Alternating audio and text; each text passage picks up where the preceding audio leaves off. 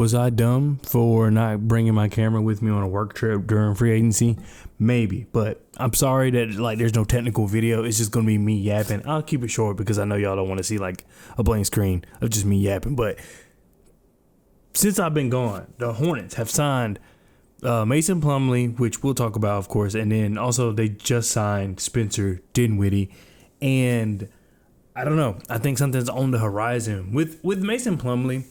I'll say this. I didn't think he was going to be. I thought it was definitely going to be him being like a rotational big. I don't expect him to start or anything like that. I believe they signed him to a vet min. So nothing crazy. I just feel like that is what they brought him to kind of do a lot of the things that Grant was doing offensively. Being able to rebound, carry the ball up court, transition, play make a little bit, definitely from the low post.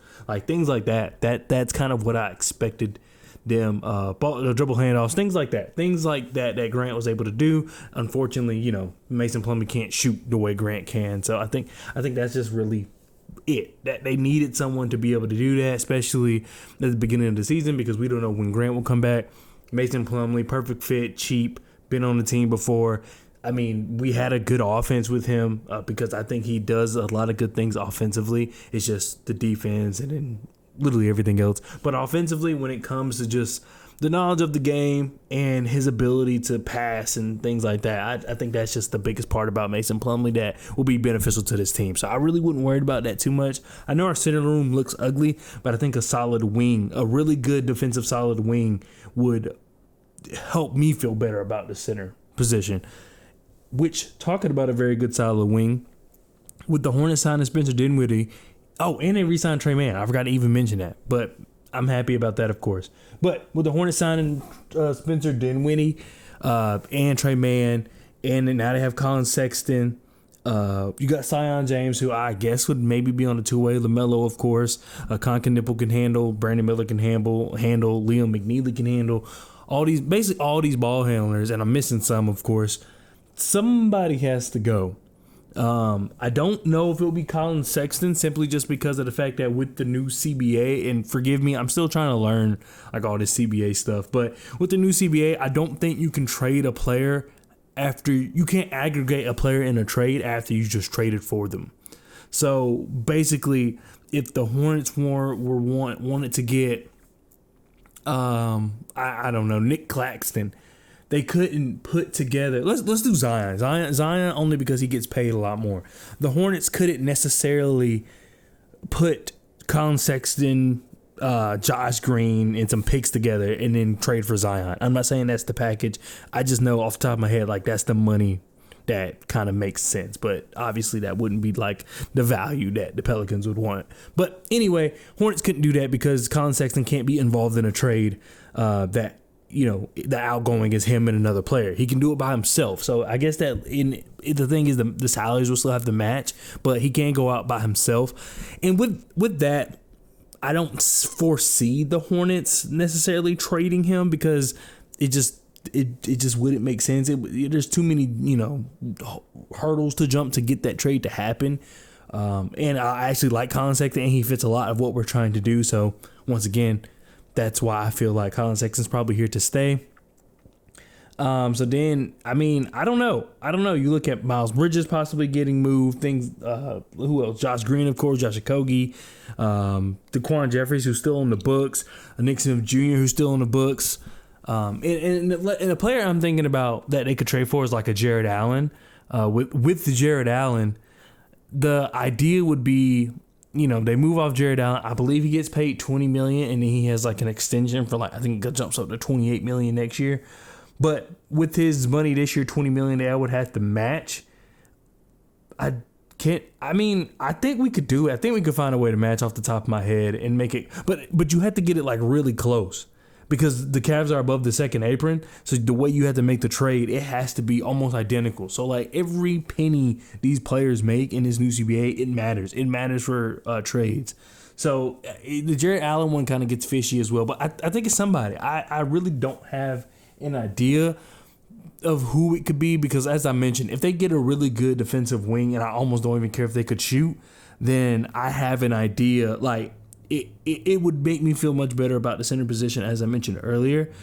So I don't necessarily think they don't have to feel like they should go for a center at least. So I really don't even know where to start potential players.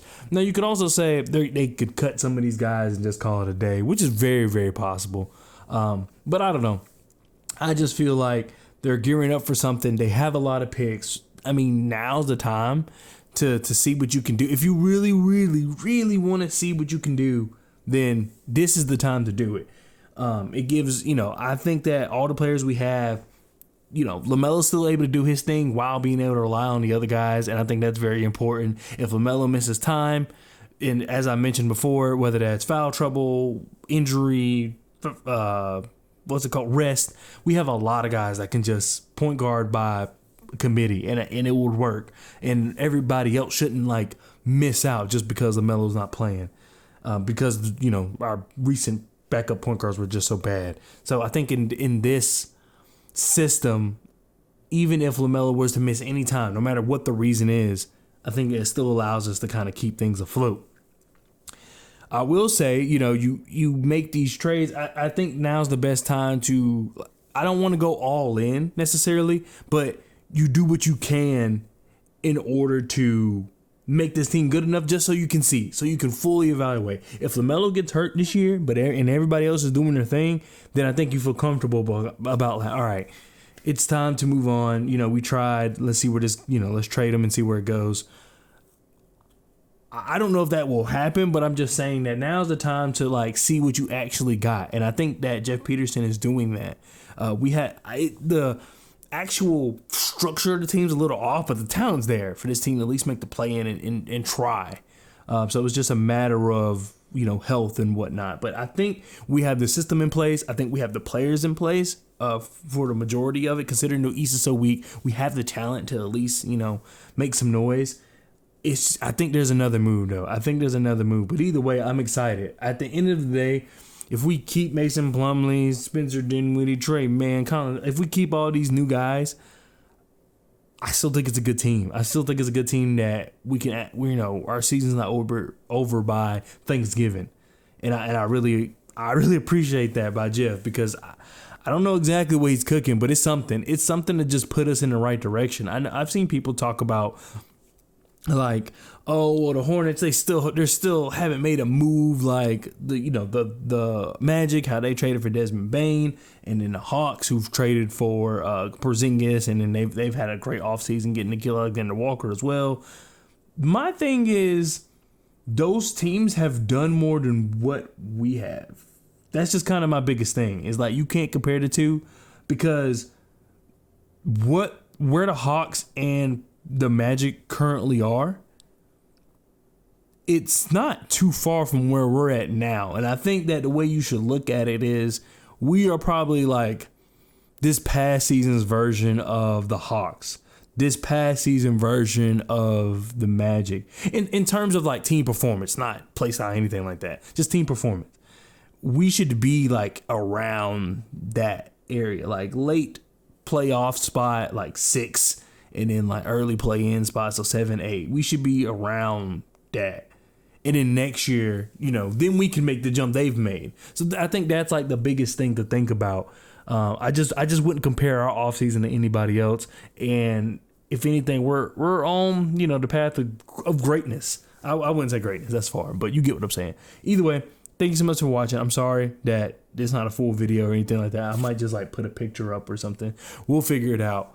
But yeah, I had to do this. I'm literally recording on my iPhone. I tried to do a video from my iPhone, but all the lighting didn't look good in the hotel. It was just a lot. So I figured this would be easier. But yeah, lots of fun stuff. Lots of fun stuff. And I think something's on the horizon. If something does happen, I will be sure to record.